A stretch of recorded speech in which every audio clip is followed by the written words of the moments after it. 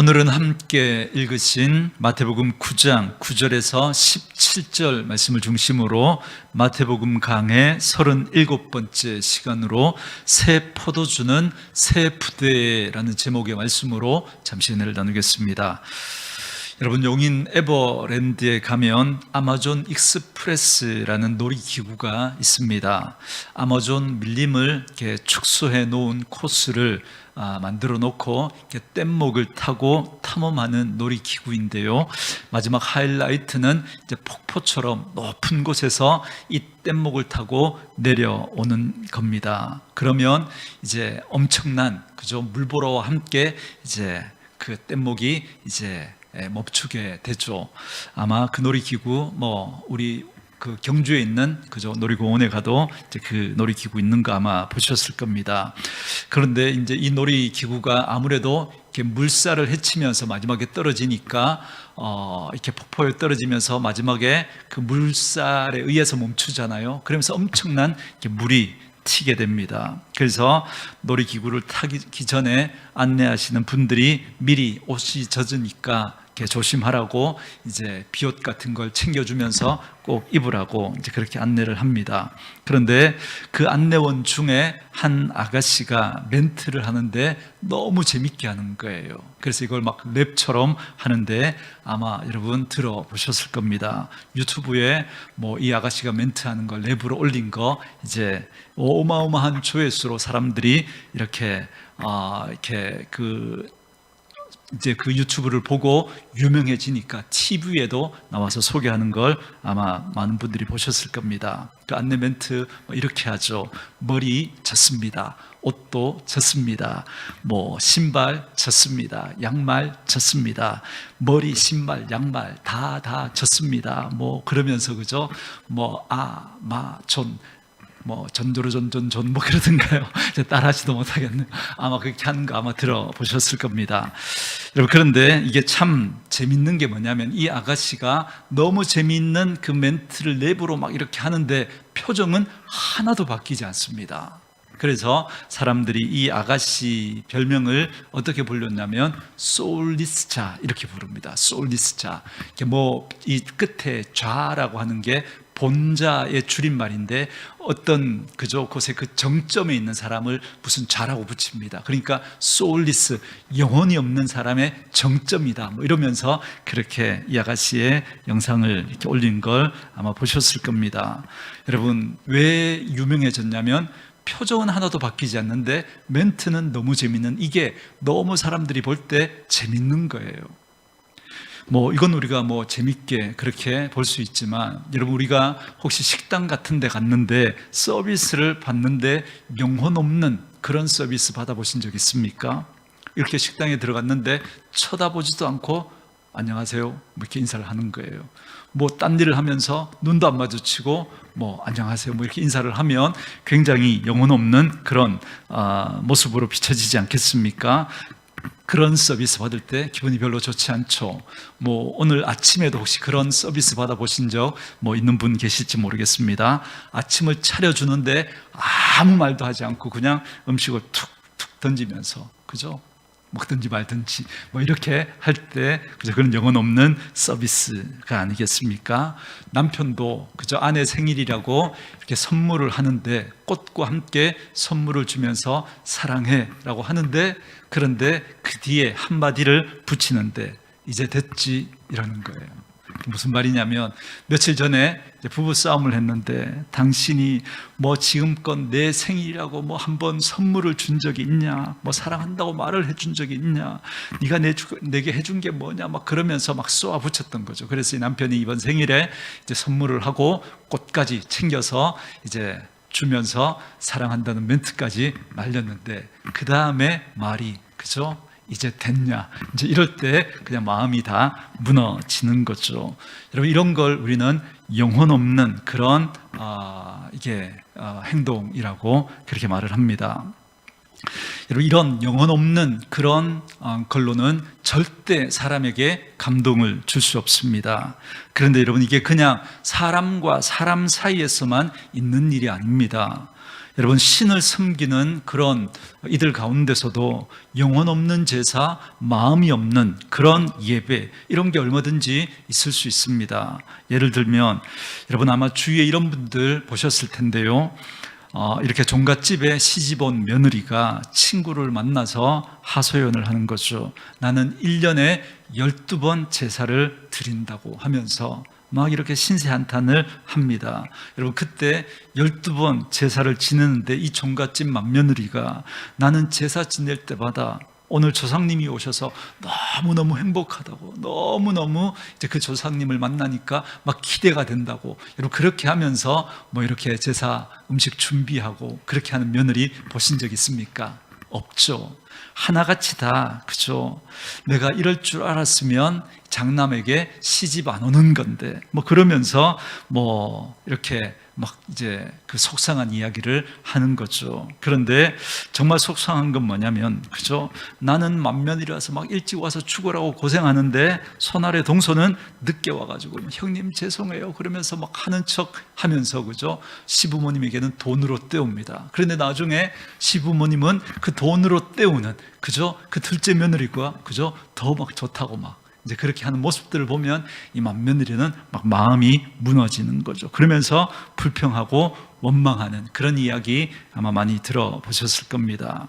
여러분, 이런 이야기가 여러분 뭐 비단 종교에만 있는 게 아니라, 하나님을 다른 종교에만 있는 게 아니라 하나님을 섬긴다고 하는 우리들 모습 속에서도 얼마든지 가능한 이야기입니다. 여러분, 예수님 당시에 유대인들은 누구보다도 열심히 하나님을 섬긴다고 했지만 그들의 마음 중심에는 진짜 들어가야 될 게 빠지고 껍데기만 가지고 그렇게 하나님을 섬겼던 일들이 많이 있었습니다. 여러분, 그 대표적인 사람이 누구냐면 바리새인들이었죠. 여러분, 이스라엘 나라가 어떻게 해서 생겨났습니까?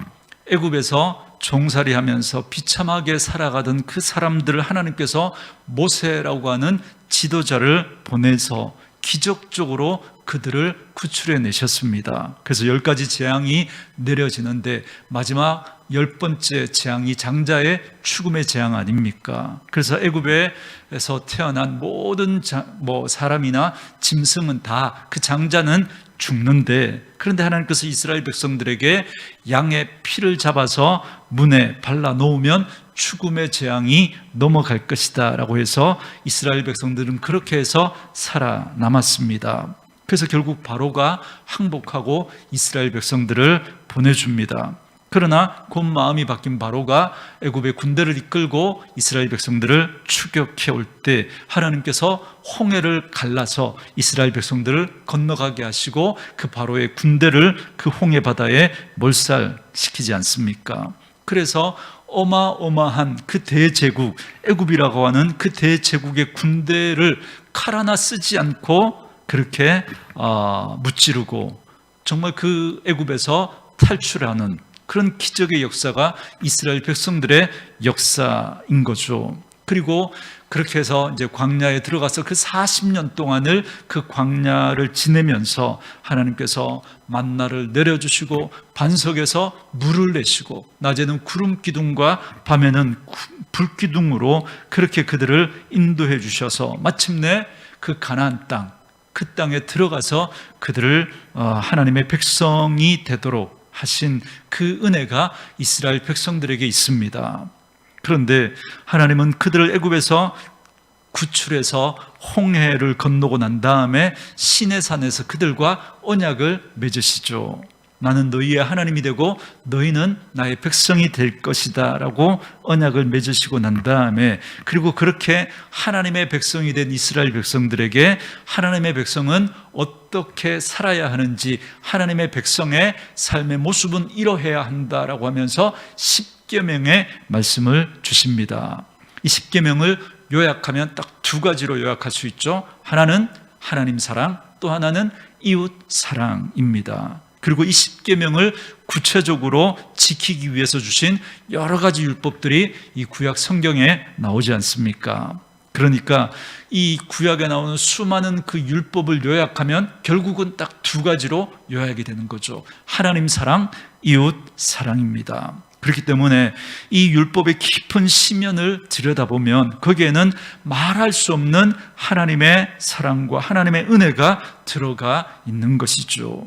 그런데 예수님 당시에 이 유대인들, 특별히 바리새인들은 이 율법에 그 들어있는 하나님의 마음, 그 하나님을 사랑하고 이웃을 사랑하라고 하는 그 하나님의 사랑과 은혜는 온데간데 없고 그냥 껍데기만 붙들고 마치 영혼 없는 사람처럼 그렇게 껍데기만 붙들고 신앙생활을 하고 있었던 겁니다. 그 당시 바리새인들은 철저하게 11조를 했고요, 일주일에 2번씩 금식을 했습니다. 그리고 구제도 많이 했습니다. 그래서 겉으로 남들이 볼 때는 야, 정말 신앙생활 너무너무 잘한다, 그렇게 훌륭한 사람처럼 그렇게 보였지만 예수님이 보실 때 그들은 정말 그 율법에 담긴 너무나 소중한 핵심이라고 할 수 있는 하나님의 마음, 하나님을 사랑하고 이웃을 사랑하라고 하는 이 마음은 쏙 빼버리고 그냥 껍데기만 붙들고 있었던 것이죠. 이걸 여러분 종교 생활이라고 그렇게 우리는 말합니다. 그런데 오늘 본문은 어떤 내용인가 하면 예수님께서 마태라고 하는 제자를 부르시는 내용입니다. 그런데 그 마태의 직업이 뭐냐면 여러분 세금을 거두는 세리입니다. 여러분, 그런데 이게 바리새인들의 눈에 볼 때는 굉장히 그 세리인데 그 세리를 예수님이 부르시는 거죠. 이게 바리새인들의 눈에는 어마어마하게 눈에 걸리는 장면이었습니다. 여러분, 왜냐하면 그 당시 세리는 요즘 우리가 생각하는 세무사 같은, 그죠? 세금 거두는 그런 사람들이 그냥 세금 거두는 공무원 그런 사람들이 아니고요. 여러분, 민족을 배신하고 로마의 앞잡이가 되어서 자기 백성들의 세금을 갈취하는 그런 사람이었습니다. 동족의 피를 빨아먹는 사람들로 인식되었던 거죠. 왜냐하면 로마의 일정 부분, 그죠? 세금을 이렇게 주면 돼요. 그리고 자기는 수단과 방법을 가리지 않고 악착같이 세금을 거두는 만큼 그새 자기 주머니로 들어가게 되는 겁니다. 그렇기 때문에 당시 이 세리들은, 그죠? 악착같이 그 자기 동족들에게 세금을 거둬가지고 일정 부분 로마에 바치고 나머지는 자기가 착복했던 거죠. 그래서 이들은 사람들에게 동족의 피를 빨아먹는 사람, 민족을 배반하고 동족의 피를 빨아먹는 그런 죄인으로, 아주 나쁜 사람으로 여겼던 겁니다. 그래서 당시 유대인들은 세리 그러면 죄인이라고 하는 그 말과 똑같은 말로 들릴 만큼 죄인의 대명사가 바로 세리였던 거죠. 그런데 예수님께서 그 더럽고 죄인이라고 하는 그 세리를 부르셔서 예수님의 제자로 삼으신 겁니다. 마태는 주님의 그 부르심에 너무너무 감격했던 것 같습니다. 그래서 자기 집에 예수님을 초대하고 사람들에게 손가락질 받는 나 같은 이런 사람을 제자로 삼아주신 그 은혜와 그 사랑을 자기 친구들과 함께 나누고 싶었던 것 같습니다. 그래서 친구들을 초청합니다. 자기가 세리니까 세리인 다른 친구들을 부른 거죠. 그러니까 예수님이 여러 명의 그 세리들과 함께 식사를 하게 된 겁니다. 그런데 이 종교의 껍데기로 가득 차 있는 이 바리새인들이 볼 때는 이건 말도 되지 않는 행동을 지금 예수님이 하고 있는 것으로 보였던 거죠. 어떻게 저 세리와 같이 죄인들과 식사할 수 있냐고 막 분노하는 이야기가 오늘 본문의 내용입니다. 아마 요즘도 아마 비슷할 것 같아요. 예를 들어 우리 경주에서 좀 이렇게 껌 좀 씹는, 그죠? 이 깍두기 아저씨들하고, 그죠? 제가 식사를 같이 하고 있는 거예요. 근데 막 이렇게 보니까 막 술도 마시고 있고 이 사람들이, 그죠? 막 문신을 하고 막 그런 사람하고 이렇게 제가 같이, 그죠? 이제 식사 자리에 앉아 있는 걸 아마 여러분들이 보신다면 여러분 어떤 생각 하시겠습니까? 우리 목사님 정말 모든 사람들을 다 품어주는구나, 이렇게 생각하시겠습니까? 아니면 내가 우리 목사님을 잘못 봤네, 그죠? 아니 어떻게 저런 사람들하고 우리 목사님 같이 하실 수 있냐고 아마 이런 생각을 하실지 모르겠습니다. 지금 이런 일이 벌어진 거예요. 그래서 바리새인들의 눈에는 예수님이 도저히 함께할 수 없는 저런 사람들과 같이 하는 걸 보니까 예수님은 영 엉터리야, 그런 생각을 했던 거죠. 그때 예수님께서 이렇게 말씀하십니다. 건강한 사람에게는 의인이 쓸데없고 병든 자에게라야 의인이 쓸데있다라고 하시면서, 그것처럼 나는 의인을 구원하러 온 게 아니라 너희들이 죄인이라고 말하는 바로 이런 사람들을 구하러 부르러 왔다라고 예수님께서 말씀하십니다. 우리 몇 주 전에 나병 환자를 치유하신 예수님의 이야기 살펴봤지 않습니까? 여러분, 나병 환자를 대했던 바리새인들의 태도가 뭐였습니까? 이런 거죠. 저 나병 환자하고 잘못 접촉하면 병이 옮을지 모르니까 저리 가. 그죠? 그렇게 너희들과 우리는 격리되어야 돼, 그렇게 밀어냈다면, 예수님은 그 나병 환자에게 다가가셔서 손을 대시고 그를 치유해 주셨습니다. 똑같죠. 오늘 이 세리라고 하는 이 죄인도 여러분 육적으로 병든 자는 아니지만 영적으로 여러분 그렇게 병든 사람, 영혼이 여러분 병든 사람이죠. 그 세리, 사람들이 다 죄인이라고 멀리하는 그 세리. 그래서 바리새인들은 죄인이야, 내가 너희와 가까이 하면 나까지 부정해줘 라고 하면서 그들을 밀쳐내고 뿌리쳤지만, 예수님께서는 그 세리들, 죄인이라고 하는 그 세리들과 함께 하시고 그들과 함께 식사하시면서 그들의 영혼의 문제를 만져주시고 또 그 영혼의 그 죄의 문제를 해결해 주시는 분이 바로 우리 예수님이십니다. 그리고 예수님은 그렇게 하실 뿐만 아니라 그 세리 마태를 제자로 부르시고 계시는 장면을 우리 오늘 말씀을 통해서 보게 됩니다. 그래서 한마디로 예수님은 우리의 영혼의 의사로 이 땅에 오신 거죠.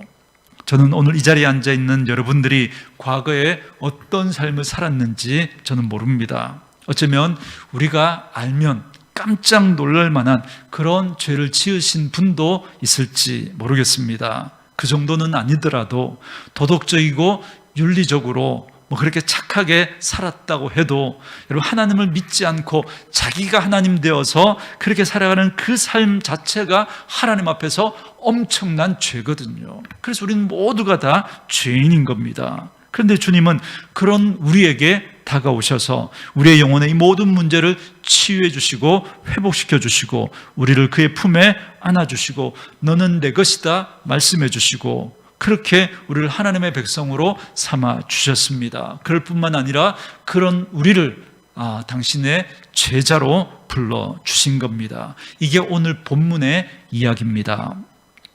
오늘 이 본문과 똑같은 이야기가요, 여러분 마태복음과 똑같은 이 이야기가 누가복음에도 나오고 마가복음에도 나옵니다. 그런데 이 세 복음서를 다 펼쳐놓고 비교를 해보면 오늘 이 마태복음에는 마가복음과 누가복음에는 없는 이야기가 나옵니다. 그게 뭔가 하면 오늘 13절 말씀인데요, 우리 13절 같이 한번 읽어볼까요? 13절 같이 읽습니다. 시작. 너희는 가서 내가 긍휼을 원하고 제사를 원하지 아니하노라 하신 뜻이 무엇인지 배우라. 나는 의인을 부르러 온 것이 아니요 죄인을 부르러 왔노라 하시니라. 아멘. 자, 여기에 의인을 부르러 온 것이 아니라 죄인을 부르러 왔노라, 이 말이 세 복음서에 다 나와 있습니다. 그런데 오늘 마태복음에는요, 그 앞에 보면 너희는 가서 내가 긍휼을 원하고 제사를 원하지 아니하노라 하신 이 뜻이 무엇인지 배우라. 여러분, 이 말씀이 마태복음에만 나옵니다. 여러분, 이 말은 구약 성경 호세아에 나오는 말씀을 인용한 겁니다. 무슨 뜻이냐면 주님은 그 영혼 없는 제사, 주님에 대한 은혜와 감격이 없이 없는 그 제사를 원치 않는다라는 겁니다. 주님은 그 은혜에 감격해서 하나님을 사랑하고 이웃을 사랑하는 그 긍휼한 마음을 가지고 나오는 이런 사람의 예배를 받으시기를 원하신다라는 거죠. 여러분, 그런데 왜 마가복음, 누가복음에는 안 나오는 이 이야기를 마태는 기록했을까라는 겁니다. 마가와 누가는 그때 일어났던 어떤 사건을 제3자의 입장에서 기록한 거라면 마태는 지금 자기 이야기를 기록하고 있는 겁니다. 여기에 나오는 부름받은 세리가 누구냐면 이 마태복음을 기록하고 있는 그 마태입니다. 마태. 지금 이 이야기는 여러분 누가와 마가는 그저 제3자의 입장에서 그걸 그냥 그 사건을 기록하고 있는 거지만 마태는 지금 자기 이야기를 기록하고 있는 거예요. 그래서 자기에게 일어난 큰 놀랍고 감격스러운 그 이야기를 지금 기록하고 있으니까 이 누가와 마가가 이렇게 놓쳤던 그 예수님이 하셨던 그 세밀한 말씀까지 마태는 다 기록을 하고 있었던 거죠. 그러니까 이런 거죠.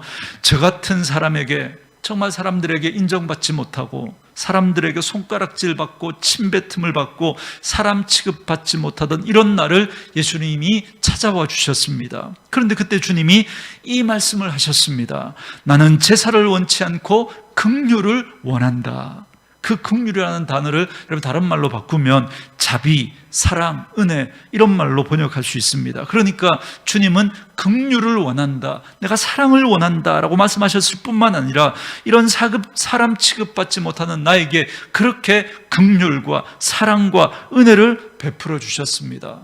그냥 내버려뒀다면 사람들에게 이렇게 손가락질 받고 살다가 그렇게 영원히 끝나버릴 그런 인생이었는데 그런 나를 주님이 찾아와 주셔서 나를 만나 주셨고 나를 불러주시고 그 은혜와 긍휼하심으로 나를 품어주셨습니다. 이렇게 지금 기록을 하고 있는 거예요. 아마 마태는 이 본문을 기록하면서 아마 목이 메였을 것 같습니다. 그는 이미 마태복음을 기록할 때 이때 이미 그는 십자가를 여러분 경험했잖아요. 그죠? 예수님께서 그 긍휼과 그 사랑으로 결국은 십자가를 통해서 자신을 내어주시기까지 얼마나 우리를 사랑하시고 우리에게 자비를 베풀어 주시고 우리를 긍휼히 여겨주셨는지를 그 십자가를 통해서 보여주셨단 말이죠. 마태는 이 글을 쓰면서 이미 주님의 그 십자가의 그 은혜와 사랑을 그는 경험을 했습니다. 그러면서 자기에게 다가와서 그 은혜와 그 긍휼을 베풀어 주셨던 그 주님의 사랑을 다시 떠올리면서 이 글을 기록하면서 그는 아마 목이 메었을 것 같습니다. 주님의 그 은혜와 그 사랑 때문에. 그래서 그 감격을 가지고 이 글을 쓰면서 그때 예수님이 말씀하셨던 그 구절 하나도 빼놓지 않고 다 기록을 하고 있는 거죠.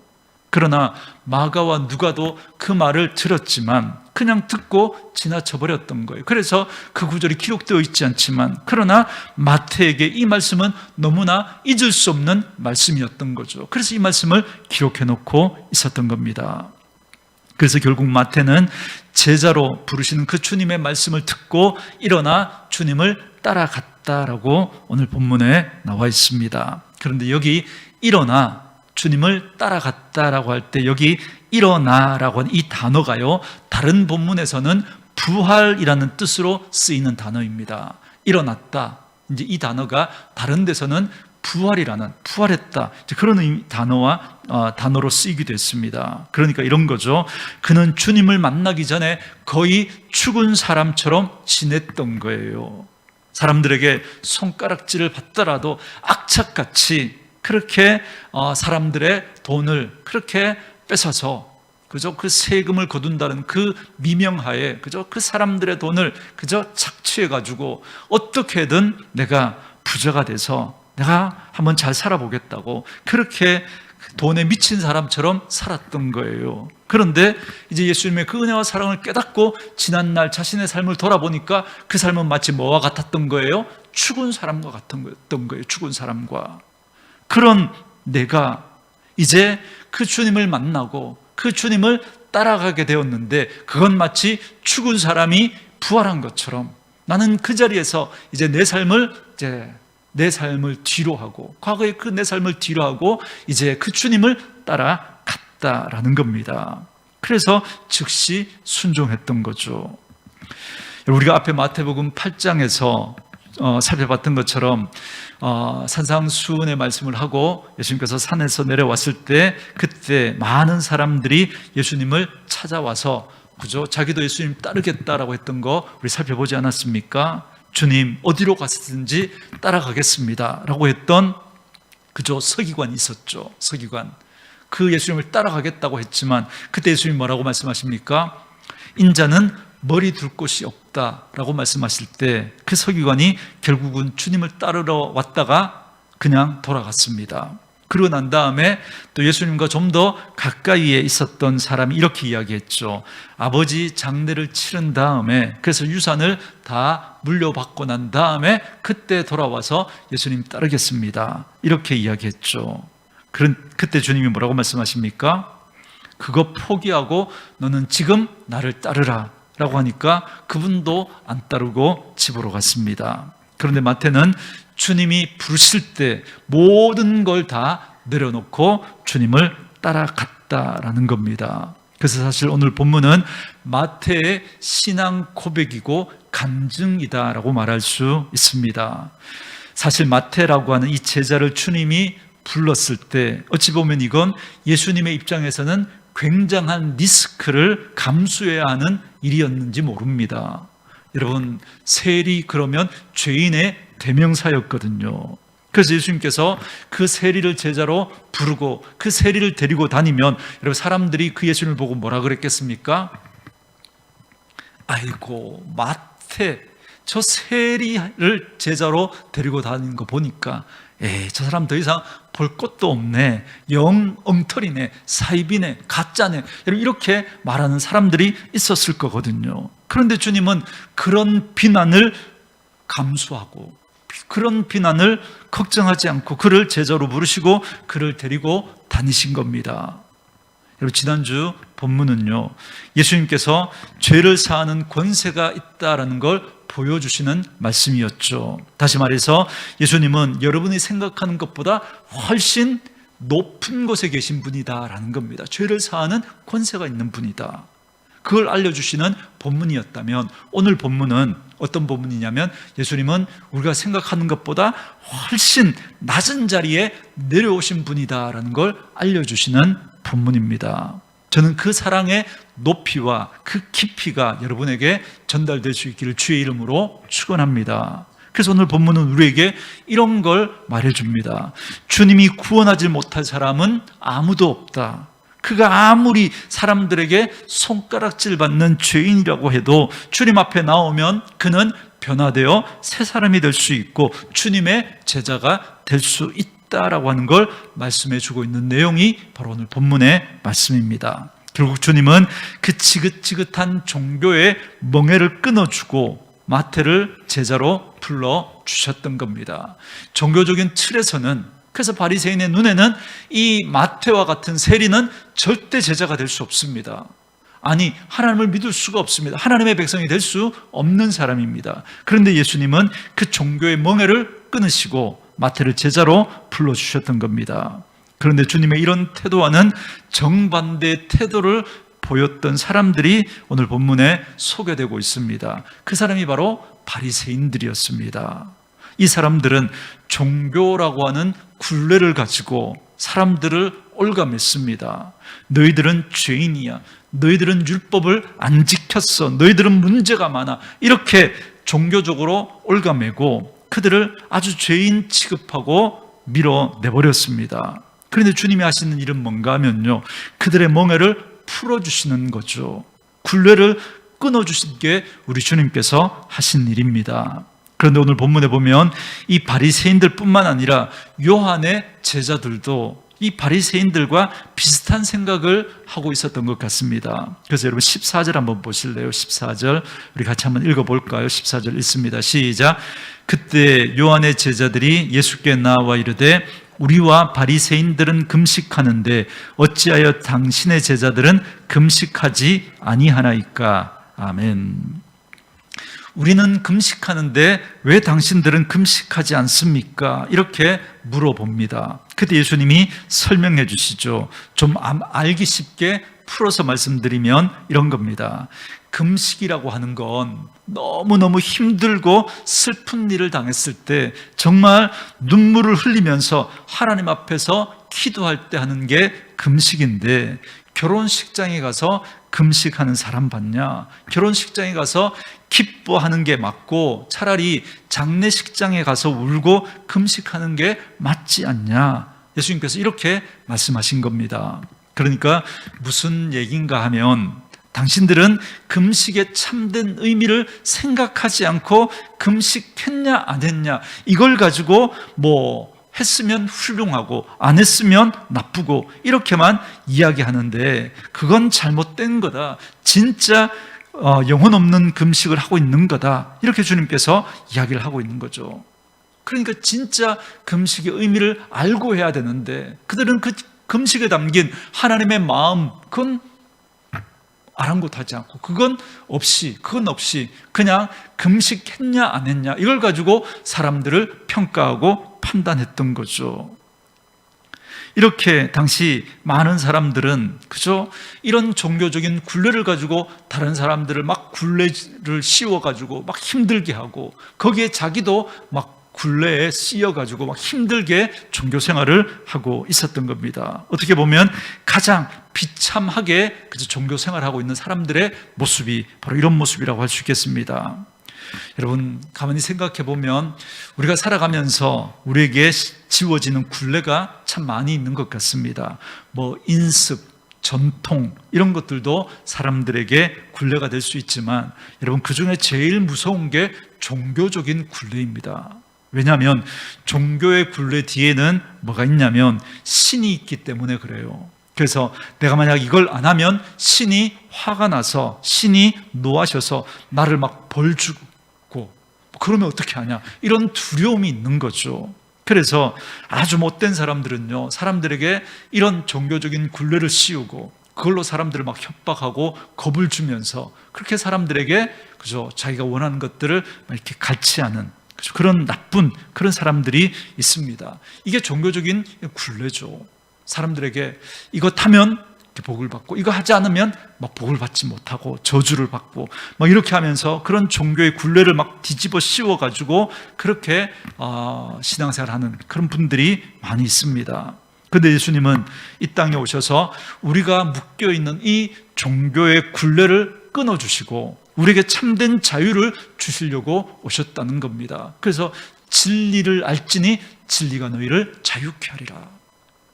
여러분, 그 율법에 담겨있는 그 하나님의 마음, 그게 진짜인데 그걸 우리가 알면 정말 기쁨으로 감사함으로 우리가 그걸 할 수 있게 되는데, 그런데 우리가 그거 없이 그죠, 이거 했냐 안 했냐 그걸 가지고 이거 하면 복을 받고 안 하면 저주를 받고 하나님이 노하시고 이런 굴레를 씌워가지고 종교생활을 하고 있다는 겁니다. 이게 사람들에게 무거운 짐이 되어버렸던 거죠.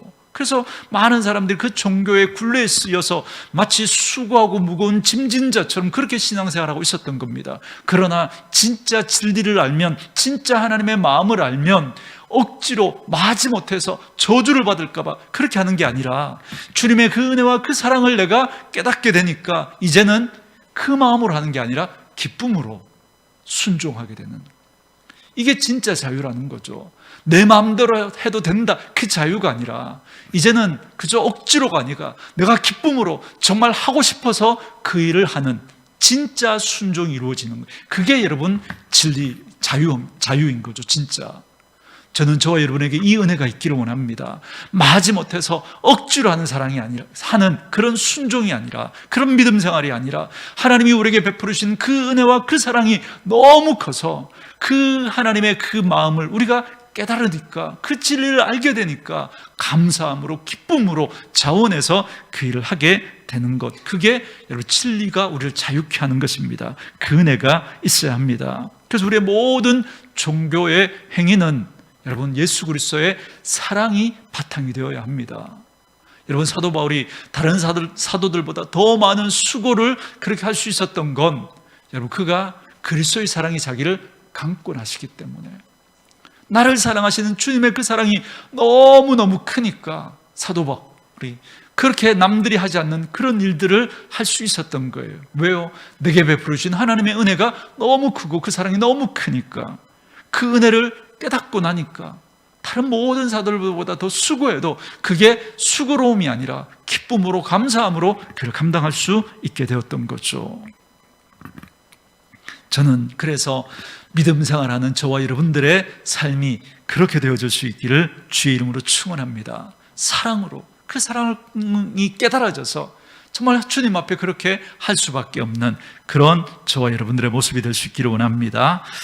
그래서 주님과 갈등을 일으키는 이 바리새인들이나 이 요한의 제자들과 같은 이런 사람들에게 이 말씀의 의미가 무엇인지를 좀 더 자세하게 알려주시려고 예수님께서 계속 말씀을 하시는데요, 이런 말씀을 해주십니다. 두 가지 비유를 들어주시는데, 하나는 옷을 깁는 이야기를 해주십니다. 자, 옷이 찢어졌어요.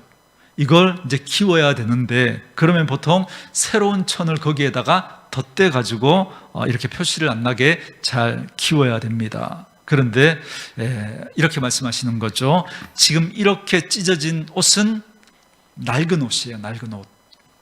그런데 여기에 덧대어서 깁는, 그죠? 이 새 천 조각은 새 겁니다. 새 거. 그러면 이렇게 기워가지고 이렇게 옷을 당기면 여러분 어떻게 될까요? 상대적으로 낡은 천이, 그죠? 이렇게 오래됐으니까 이 장력을 버티지 못하고 찢어지겠죠. 그러니까 결국에는 둘 다 못 쓰게 된다는 거예요. 그리고 또 하나의 비유를, 비슷한 비유를 또 들어서 말씀해 주시죠. 새로운 포도주가 있는데 이걸 낡은 부대에 넣으면 부대도 터지고, 부대가 터지면 이 새 포도주가, 그죠, 다 흘러서 이렇게 못 쓰게 된다는 겁니다. 그래서 새 포도주는 어디에 담아야 된다고요? 새 포도주에 담아야 한다, 이렇게 말씀하시는 거죠. 무슨 말이냐면, 새 포도주는 막 이렇게 막 발효가 일어나잖아요. 묵은 포도주는, 그죠, 막 발효가 많이 됐기 때문에 가스가 많이 발생하지 않지만, 새 금방, 그죠, 담은 포도주는 막 이렇게 발효가 되면서 가스가 자꾸 생겨나잖아요. 그러니까 이 낡은 가죽 부대는 오래되어서 이게, 그죠, 막 딱딱해지다가 보니까 이게 이렇게 부피, 불어남이 이렇게 막 부풀어지면서 이렇게 견딜 수 있어야 되는데, 낡은 가죽 부대가 이걸 못 견디고 터져버리는 거죠. 그러면 가죽 부대도 버리고 이 새로 담은 이 포도주도 다 버리게 된다는 겁니다. 그러니까 예수님은 지금 새로운 진리를 선포하고 있는데, 이 바리새인들은 지금 어떤 생각을 가지고 이 말씀을 듣고 있는 거예요? 옛날 생각. 자기들의 오래된 그 낡은 틀에다가 예수님의 이 진리를 담으려고 하니까 담을 수가 없다는 거예요.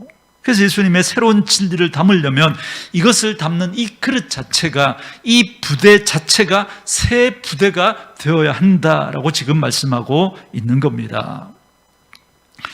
물론 예수님이 새로운 진리를 전했다는 것은요, 이때까지 한 번도 들어보지 못했던 전혀 새로운 이야기를 했다라는 게 아닙니다. 예수님이 이런 말씀을 하셨죠. 새 계명을 너희에게 준다라고 말씀하실 때, 여러분 듣도 보도 못한 이야기를 하신 게 아닙니다. 새 계명을 너희에게 주노니 뭐라 그러셨죠? 서로 사랑하라. 여러분, 서로 사랑하라, 이 이야기 여러분 처음 듣도 보도 못한 이야기인가요? 아니죠. 너무너무 많이 들었던 이야기지 않습니까? 그러니까 예수님이 말씀하신 이 새 계명이라는 건 무슨 말이냐면, 하나님이 주신 율법의 제일 핵심부에 있는 게 뭐냐면 하나님 사랑, 이웃 사랑이라고 말씀드렸지 않습니까? 그러니까 하나님의 사랑과 그 은혜에 대한 감격으로 이 율법을 지키고 행해야 되는데, 그들의 마음에는, 그죠, 이걸 다 잃어버렸던 거예요. 다 이런 하나님을 사랑하고 이웃을 사랑하는 그 마음은 다 잃어버리고 그냥 껍데기만 붙들고 있었던 거예요. 껍데기만. 그래서 예수님은 이 율법에 담긴 하나님의 마음을 알려주시려고 오래된 이 율법을 새롭게 다시 해석해 주시는 겁니다. 그래서 여러분, 우리 지난번 우리 마태복음 앞에서 살펴봤지 않습니까? 산상수훈에서 지금까지 너희는 이렇게 들었으나, 이렇게 배웠으나 나는 너희에게 이렇게 말한다. 전혀 새로운 이야기를 하신 게 아니죠. 지금까지 너희들이 들어왔고 배워왔던 거, 거기에 대해서 이야기를 하면서 너희는 이렇게 배워왔는데 나는 너희에게 이렇게 말한다라고 하면서 그 율법에 담겨있는 하나님의 마음, 진짜 하나님이 원하시는 것이 무엇이었는지 그걸 예수님께서 계속해서 말씀해 주셨지 않습니까? 여러분, 바로 그게 여러분 새 계명입니다. 새 계명. 그러니까 예수님은 전혀 새로운 말씀을 하시는 게 아니었던 거죠. 여러분, 구약에 보면 이런 표현 나오지 않습니까? 새 노래로 여호와께 찬송하라. 여러분, 이때 새 노래는요, 새로 노래를 막 작곡해가지고, 그죠?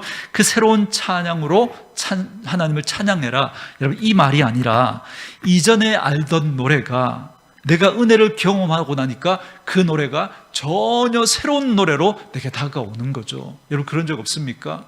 내가 예전에 익히 알고 있었고, 그죠? 잘 많이 불렀던 찬송이에요. 그런데 어느 날 그 찬송이 그냥 내게 그냥 다가오는 거예요. 그 찬양이 그냥 내 신앙의 고백이 되는 거예요. 그 찬양의 그 가사 하나하나가 나를 향하신 하나님의 음성으로 막 들려지는 거예요. 그때 그 찬양은 나에게 전혀 새로운 찬양이 되는 거죠. 그렇게 하나님을 찬양해야 한다라는 겁니다. 그게 새 노래거든요. 그것처럼 주님은 지금 이미 말라 비틀어진 이 말씀을 원래 하나님이 주셨던 그 의미대로 회복시켜 주셔서 다시 새로운 말씀처럼 만드셔서 전하고 있는데, 그런데 그들은 여전히 낡은 부대로 담으려고 하니까 안 되는 거예요. 그 예수님의 마음이 그들에게 전해지지가 않는 겁니다. 그래서 너희들의 부대를 새로운 부대로 바꾸어서 이 말씀을 받아야 한다라는 겁니다. 그런데 그들은 부대는 그대로 두고 예수님의 말씀이 잘못됐다는 거예요. 자기가 예전에 가지고 있었던 그 틀 그대로를 가지고 예수님이 잘못됐다는 거예요. 주님이 바로 지금 이 상황을 두고 주님이 지금 이 말씀을 하고 계셨던 거죠. 여러분, 좀 전에 마태가 호세아 성경을 인용했다 말씀드렸지 않습니까? 그 호세아서 본문에 들어가 보면요, 앞에 문맥에 여러분 이런 내용이 나옵니다. 호세아가 껍데기로는 그들이 신앙생활을 하고 있었지만, 그래서 절기도 지키고 제사도 드리고 할 건 다 하고 있었지만 그 마음의 중심은 하나님에게서 떠나버린 그 이스라엘 백성들을 향해서 호소하는 내용이 여러분 그 말씀이거든요. 그 중에 이런 말씀이 있습니다. 우리가 여호와께로 돌아가자. 우리가 하나님을 알자. 힘써 여호와를 알자. 이렇게 이야기합니다. 여러분, 호세아는 어찌 보면 그 시대의 일종의 종교 개혁을 호소했던 겁니다.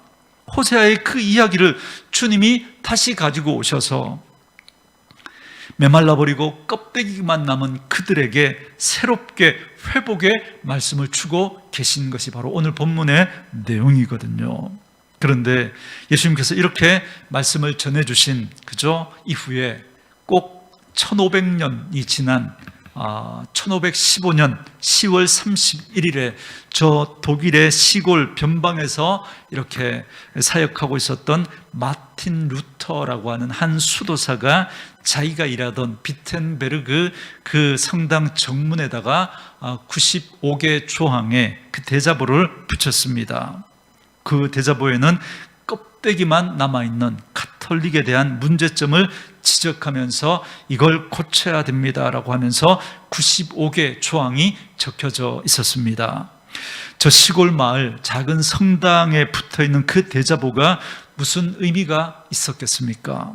그런데 너무나 놀랍게도 여러분 이 이야기가 그 대자보에 적어 놓았던 그 이야기가 확산되기 시작합니다. 그럴 수 있었던 게 여러분 그 당시 인쇄술이 발명이 되면서 이제 루터가 주장하는 이 모든 이야기가 이제 인쇄가 되어서 사람들에게 전해져서 읽혀지게 됩니다. 그리고 무엇보다 중요한 건 그동안 성경은 라틴어로만 그렇게 번역이 되어져 있었거든요. 모국어인 그 독일어로 번역이 되지 않았습니다. 그래서 사람들이 성경을 읽을래도 읽을 수가 없었던 거죠. 그런데 인쇄술을 통해서 이제 성경이 이제 번역되어지고 이게 막 인쇄가 되어져서 사람들 손에 전해지게 됩니다. 그래서 사람들이 성경을 읽기 시작하면서 깜짝 놀랐던 거예요.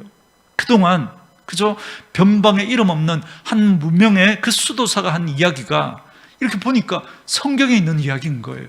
그동안 자기가 들어왔던 이야기하고는 너무나 다른 그런 말씀들이 이 성경에 기록되어져 있는데, 그 루터가 했던 그 이야기가 바로 성경에 그렇게 담겨져 있었던 겁니다. 그러면서 불길같이 막 이게 번져나가면서 정말 말도 안 될 것 같았던 그 종교 개혁이 일어나게 되었던 겁니다. 우리가 속해 있는 이 장로교단, 이런 교단을 통칭해서 부르는 말이 개혁교회, 그럽니다. 개혁교회. 개혁교회에게 전해지는 중요한, 변하지 않는 구호 같은 말씀이 있는데요, 개혁교회는 계속해서 개혁되어야 한다라는 겁니다. 여러분, 개혁교회, 우리 교회가 그런 종교 개혁을 통해서 탄생했지 않습니까? 그런데 가만히 내버려 두면 여러분 또다시 또 문제가 발생합니다. 제가 유산균 만드는 거 가지고 여러분들 이야기해 드렸죠. 우리가 유산균 만들 때 좋은 종균을 이렇게 하나 구해가지고 이제 우유에다가 넣고 그저 아랫목에 넣어두면 그저 한 10시간 뭐 이렇게 지나면 이제 유산균이 만들어집니다. 그러면 우리가 먹다가 또 남은 걸 또 우유에다 넣고 또 만들고 또 만들고 또 만듭니다. 그죠? 그런데 여러분, 그걸 계속하면 안 돼요. 계속하면 만들어지기는 하죠. 그런데 거기에는 유익균도 있지만 이렇게 전해지면서 유해균도 함께 만들어져서 계속 같이 만들어지는 거예요. 그래서 이걸 한 서너 번 하고 나면 이제 버리고, 그죠? 이제 새로운 깨끗한 균을 구해가지고 다시 만들어야 돼요. 여러분, 우리 개혁교회가 그렇게 개혁을 통해서 그렇게 세워진 교회지만 이게 시간이 지나고 그냥 두면 어떻게 될까요? 또 변질됩니다. 또. 그렇기 때문에 개혁교회는 끊임없이 계속해서 개혁되어져야 한다라는 거죠. 오래전에 이 호세아가 외쳤던 그 말씀대로, 예수님이 말씀하셨던 그 말씀대로, 여러분, 그렇게 마틴 루터가 그렇게 외쳤던 그 말씀대로 우리는 개혁되어져야 합니다. 오늘날 우리 안에 있는 수많은 문제들, 그걸 전부 다른 사람의 문제라고 이야기할 게 아니라, 이게 바로 나의 문제이고 나부터 개혁되어야 된다, 이 마음으로 오늘 우리가 이 말씀 앞에 엎드렸으면 좋겠습니다. 사랑 없는 열심, 은혜 없는 봉사, 한 영혼에 대한 무관심과 눈물 없는 그냥 큰 건물, 헌신 없는 직분, 예배를 쇼핑하는 문화, 내 이성의 칼로 말씀을 난도질하는 그런 나쁜 습관, 이런 것들을 우리에게 예리한 말씀의 칼로 그렇게 잘려져 나가야 합니다.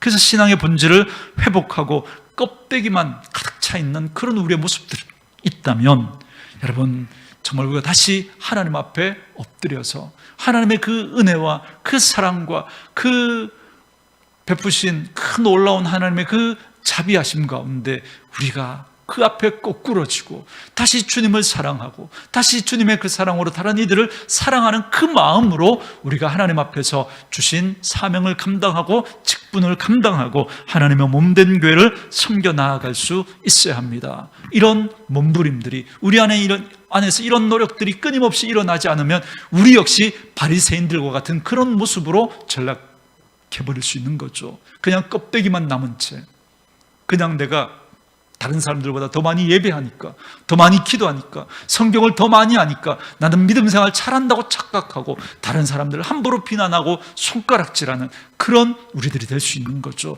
그 말씀의 칼을 가지고 다른 사람들을 이렇게 공격하는 게 아니라 나를 그 말씀의 예리한 칼 앞에서 나를 그렇게 쳐야 하는 거죠. 내 안에 잘못된 모습들, 내 안에 정말 굳어진 그러한 모습들, 하나님의 사랑을 잃어버리고 껍데기만 붙들고 있는 그런 우리의 모습은 없는지 돌아보고 날마다 하나님 앞에서 우리의 모습들을 점검하는 그러한 은혜가 오늘 저와 여러분에게 있기를 주의 이름으로 축원합니다.